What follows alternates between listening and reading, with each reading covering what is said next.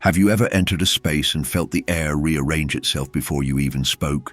Have you caught that moment when eyes seem to find you, not for what you've done, but for the stillness you carry? That subtle suspension in time, that hush that follows your footsteps, that unseen gravity folding itself around your presence, chosen one. That isn't your mind playing tricks. That's your aura coming online. You were never designed to pursue. You were never meant to plead. Competing was never part of your blueprint. You are here to embody something this world forgot how to recognize: truth without noise, heat without grasping, authority without words. What's happening around you now isn't simple attraction. It's alignment. Women no longer respond to theatrics or performance. They tune to frequency, to a current that doesn't reach outward but radiates inward, to a force that doesn't demand but remembers who it is. If you're starting to sense it, in your breath, in your marrow, in the way strangers pause at your presence without knowing why, understand this. This message has been echoing in your field long before you pressed play. Comment: I am that presence if something deep inside recognizes this as reality. And subscribe, not for mere notifications, but to stay synchronized with the part of you that is awakening now. Because what you're about to recall will make clear why women no longer choose you with logic. They feel you with instinct, and this is only the opening of the door. There's a threshold a man crosses where he stops showing up as a figure among figures and starts arriving as a field.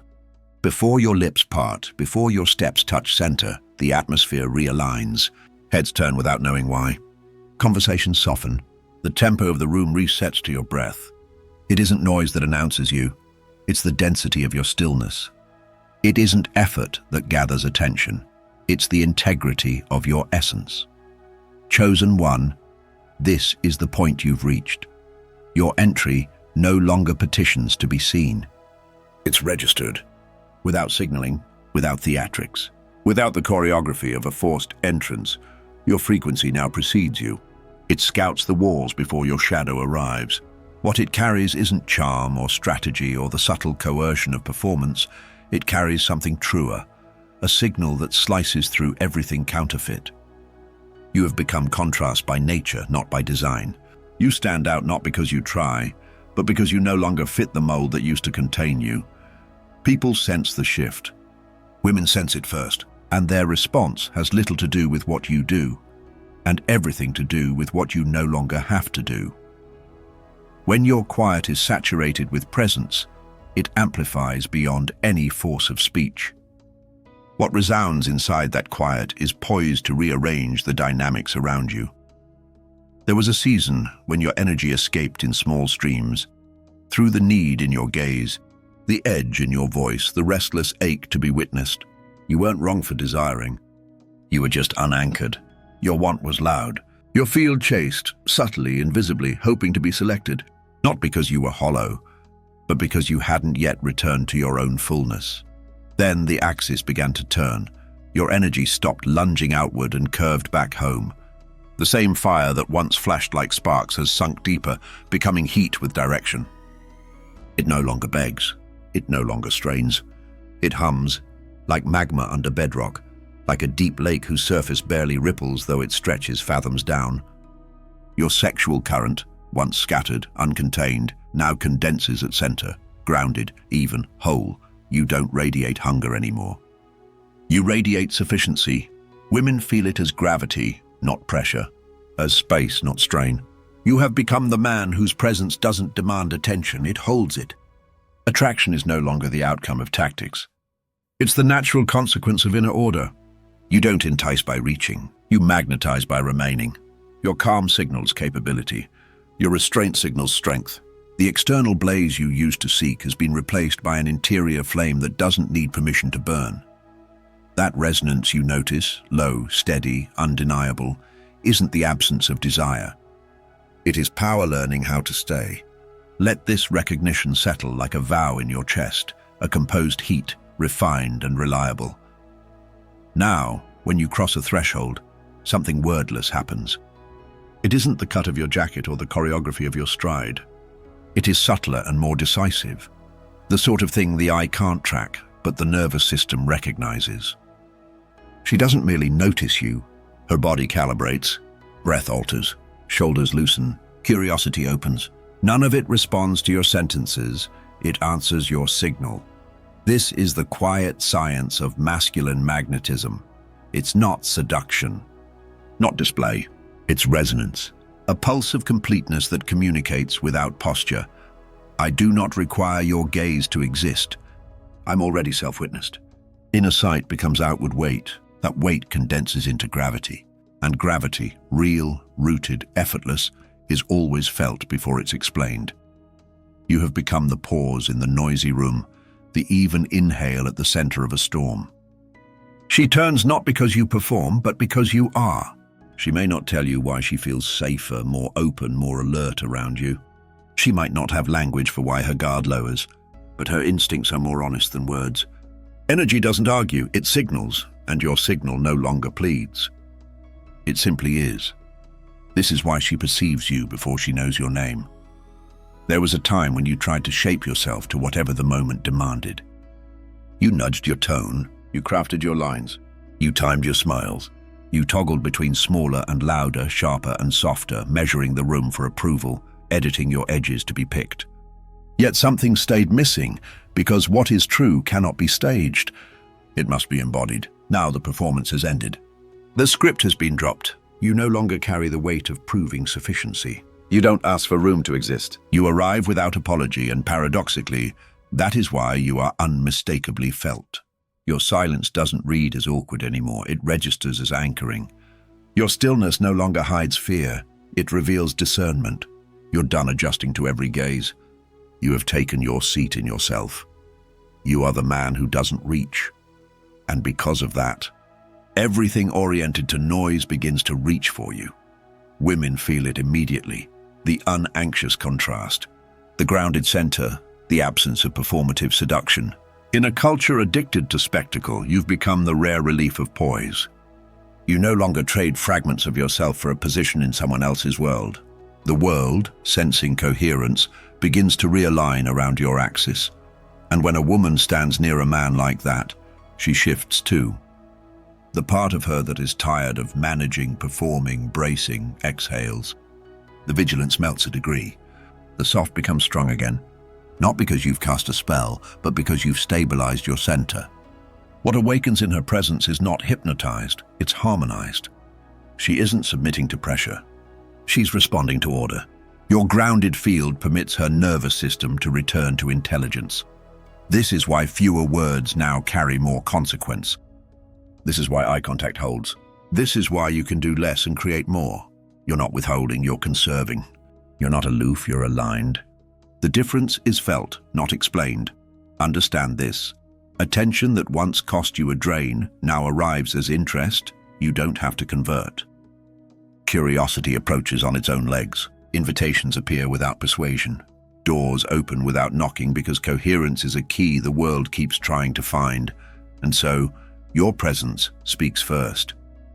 It tells the room that you are not here to harvest validation. You're here to contribute reality. It tells her nervous system that there is nothing to perform for, nothing to fix, nothing to fear, only something to feel. It says the boy who needed to be chosen has become the man who chooses himself. It says that heat has matured into warmth, force into weight, desire into direction.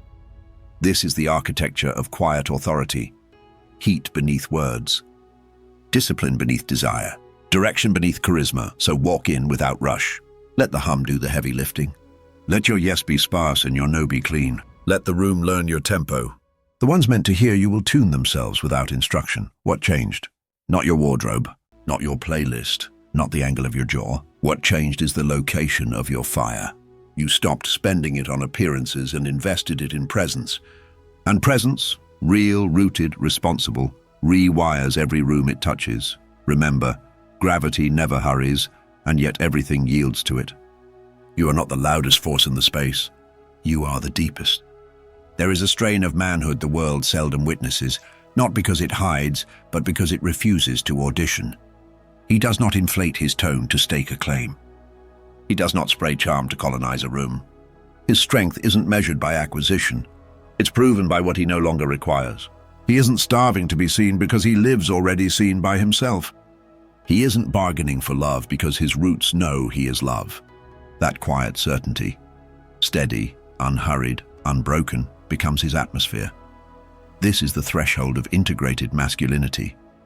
Your presence has stopped asking, "Am I enough?" and begun declaring, "I'm already whole."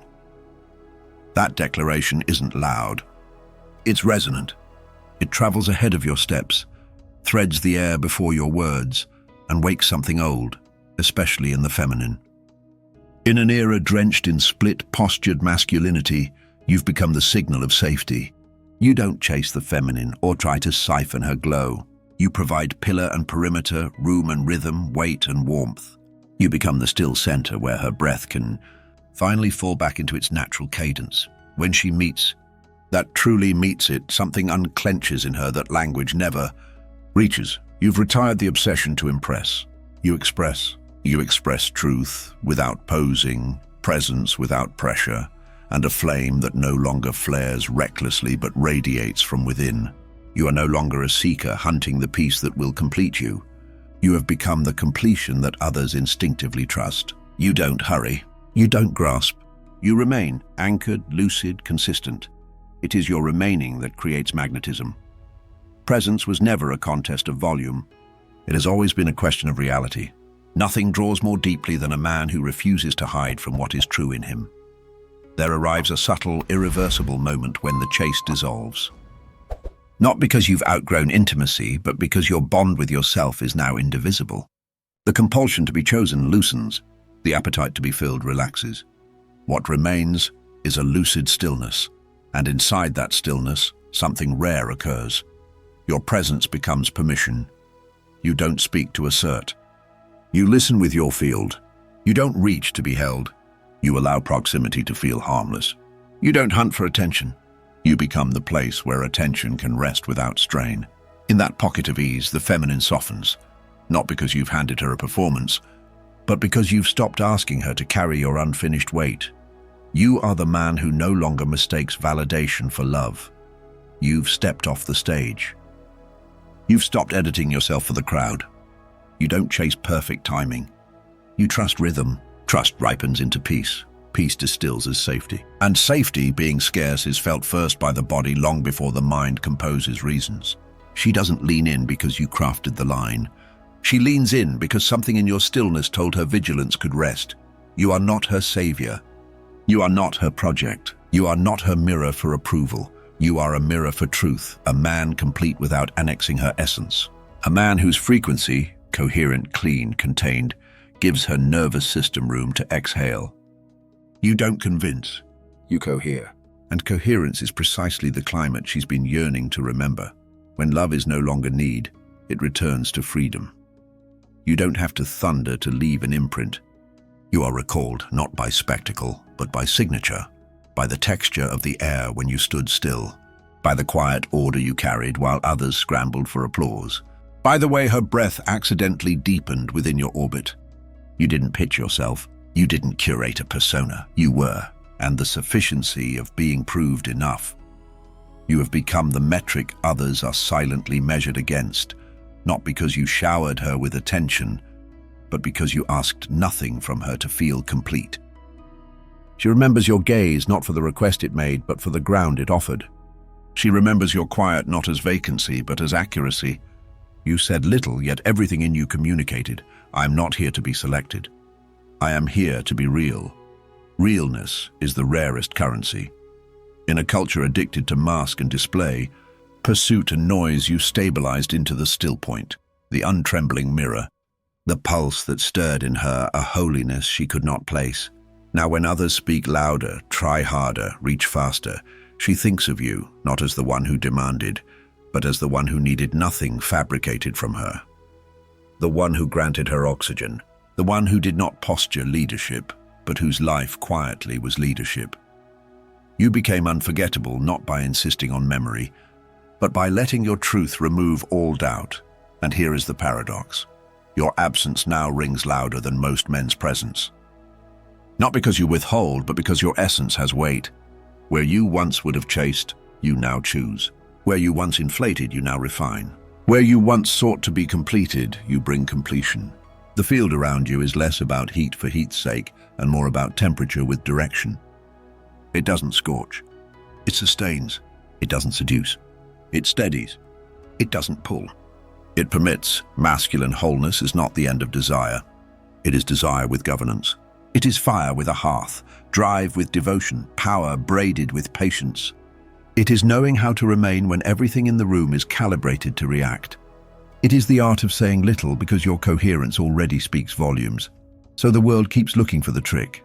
Better lines, louder signals, brighter shine, while your life answers with a simpler law. What is whole calls things home. You need nothing from the moment, and thus the moment opens of its own accord. You're no longer negotiating for a place.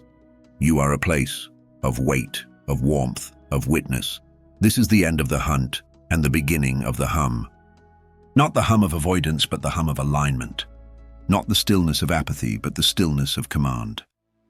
In that frequency, connection stops being a bargain and becomes a shared sobriety. Two nervous systems meet without pretense. Two truths take off their armor, and whether words are few or many, the message remains uncontested. You are not auditioning for love. You are practicing it. First with yourself, then with the world. That is masculine healing. That is why the room breathes differently around you. And that is why, without fanfare, you are felt before you are ever understood. There is a sacred instant when logic loosens its grip and the body takes command. A woman can cross paths with a man whose presence is tuned to truth, and before a single thought arranges itself, her physiology has already decided. Pulse recalibrates, breath lengthens. The field around her spine stops bracing and begins to listen. It isn't attraction as she once pursued it. It is remembrance, something old, untheatrical and exact, whispering through her fascia. Safe, seen home. This is the language of silent magnetism, the grammar of resonance that precedes words. You don't manufacture it. You permit it. It arrives not because of what you add, but because of what you've released. The reaching, the angles, the noise. When a man stops projecting hunger and starts emanating coherence, everything about him becomes legible at the level beneath thought. The room reads him as order. The feminine reads him as rest. She senses the origin of your energy long before she learns your history. If it's restless, her shoulders climb.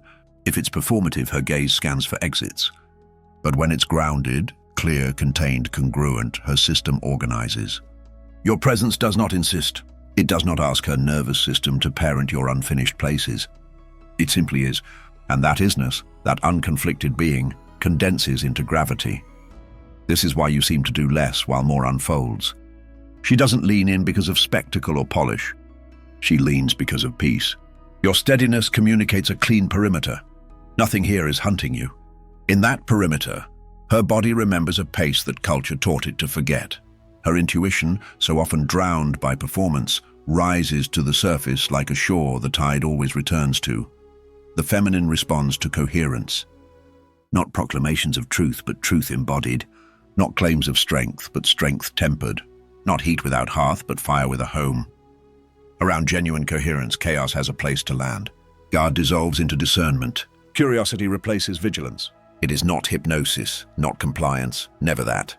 It is the relief of not needing to manage the room, because presence is already managing itself. Silent magnetism expresses itself in micro-signals. The pace at which you move, the way your exhale completes itself, the refusal of your gaze to seek while still being fully with. Your posture does not broadcast. It belongs. Your voice does not climb. It settles. Even your pauses are full, packed with intention instead of emptiness. These are not tricks. They are the inevitable aesthetics of alignment. Technique can imitate them for a moment, but only congruence sustains them.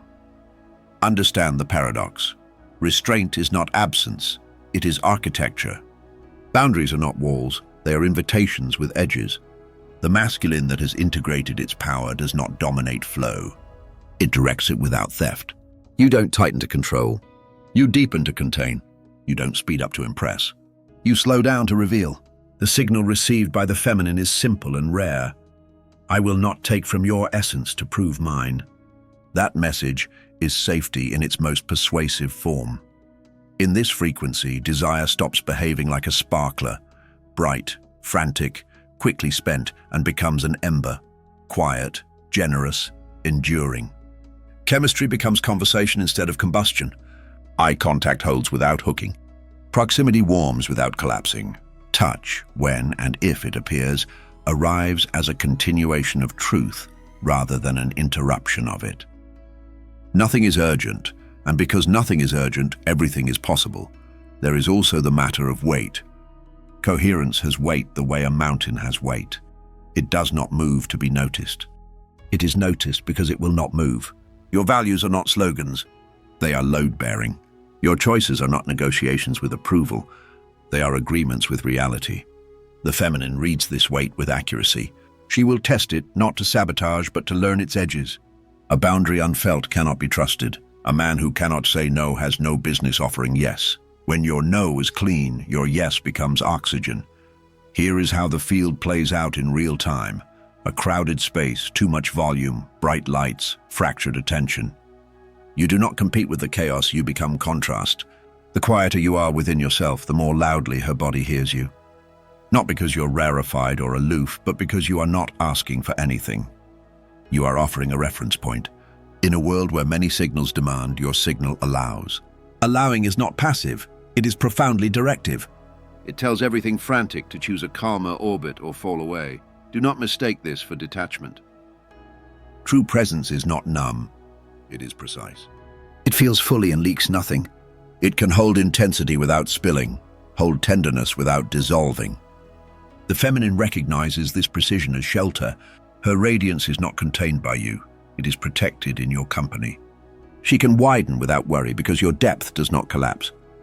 This is what leadership without performance feels like. No flares, no fanfare, just a consistent horizon line she can navigate by. The old model worshipped charisma. The new magnetism honors coherence. Charisma can sell a moment. Coherence sustains a life. Charisma wants to be seen. Coherence wants to be true. Charisma can ignite chemistry. Coherence incubates devotion. The first burns quick and bright. The second builds a fire that can survive night after night, and should you disappear from her day, the echo remains, not as ache, but as reference. She measures noise against the quiet you carried. She measures pressure against the space you provided. She measures performance against the ease of being herself in your field. This is why absence can ring louder than presence. Once the nervous system meets coherence, it recognizes counterfeits on contact. None of this makes you a savior. She does not outsource her becoming to you, nor you to her. Silent magnetism honors polarity without dependency. Two complete systems, each responsible for their own center, choosing to orbit by resonance rather than rescue. In that orbit, intimacy stops being a trade of deficits and becomes an exchange of surplus. Yours of steadiness, hers of flow. Yours of frame, hers of bloom. Yours of direction, hers of depth. So the work is not to pursue magnetism, but to remove what muffles it. Clean your signal. Align your word with your walk. Let your boundaries be kind and unequivocal. Cultivate slowness that is alert, strength that is merciful, desire that is governed. Become the man whose presence clarifies the room by existing in it. Because the feminine will always feel you before she understands you. And when feeling arrives first, understanding is free to follow without fear. That is the secret few ever master. You do not attract by accelerating, you attract by arriving. The man who has arrived in himself is what everything else instinctively moves toward.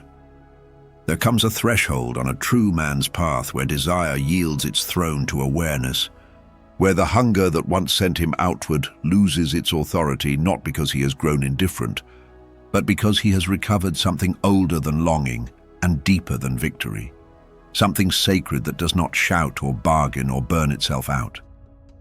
You stand at that threshold now, chosen one, not at the end of wanting, but at the beginning of knowing, where the heat that once scattered across 100 pursuits consolidates into a single, lucid flame that neither demands nor apologizes.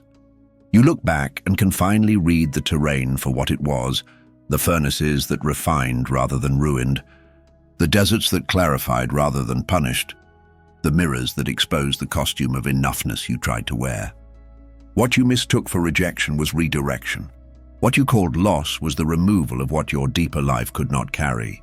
And beneath the noise that once animated you, performance for approval, conquest dressed as connection, momentum standing in for meaning, you found stillness. Not the cold of avoidance, but the warmth of arrival.